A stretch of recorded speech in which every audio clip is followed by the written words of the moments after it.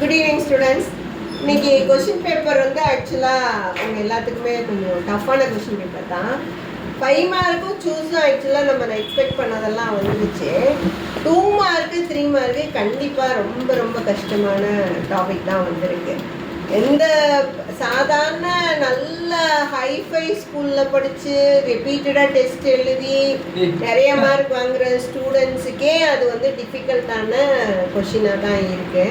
ஆக்சுவலாக 2 மார்க் பார்த்தீங்கன்னா ஃபஸ்ட்டு சம்மு 21st 22nd 23rd 24th எல்லாமே ஓன் சம்முங்க. ஆக்சுவலாக அப்படி ஓன் சம்மாக கேட்டால் பிள்ளைங்க வந்து பயப்பட மாட்டாங்களா?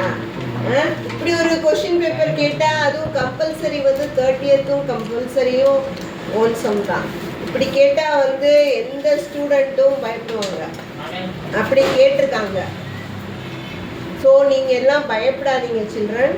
5 மார்க்கு சூஸ் நல்லா எடுத்துருக்கீங்கல்ல, அதில் ஒரு நல்ல மார்க் கண்டிப்பாக கிடைக்கும். 3 மார்க்கை பொறுத்தலாம் அதுவுமே அப்படி தான் கேட்டிருக்காங்க. ஓன் சம் பார்த்தீங்கன்னா 32nd ஓன் சம்மு, அதுக்கப்புறம் பின்னாடி 40th ஒன்று ஓன் சம்மு, உள்ள 34th கொஞ்சம் யோசிக்கிற மாதிரி சம் தான் கேட்டிருக்காங்க.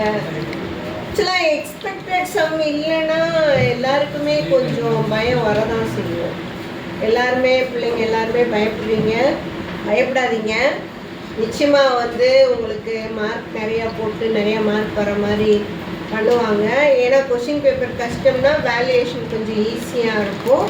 கஷ்டப்படாதீங்க. ஆனால் 5 மார்க் எல்லாமே ஓரளவுக்கு நீங்கள் எல்லோரும் நல்லா படித்த கொஷின்ஸ் வந்திருக்கு. 5 மார்க் எல்லாம் நல்லா எழுதிப்பீங்கன்னு நினைக்கிறேன். ஸோ அதில் மார்க் உங்களுக்கு கண்டிப்பாக நிறைய மார்க் வரும். ஸோ பயப்படாமல் இருங்க. நிச்சயமாக வந்து கொஸ்டின் பேப்பர் கஷ்டம்னா லிபரல் வேல்யூவேஷன் இருக்கும், நிறையா மார்க் வரும். Don't worry children.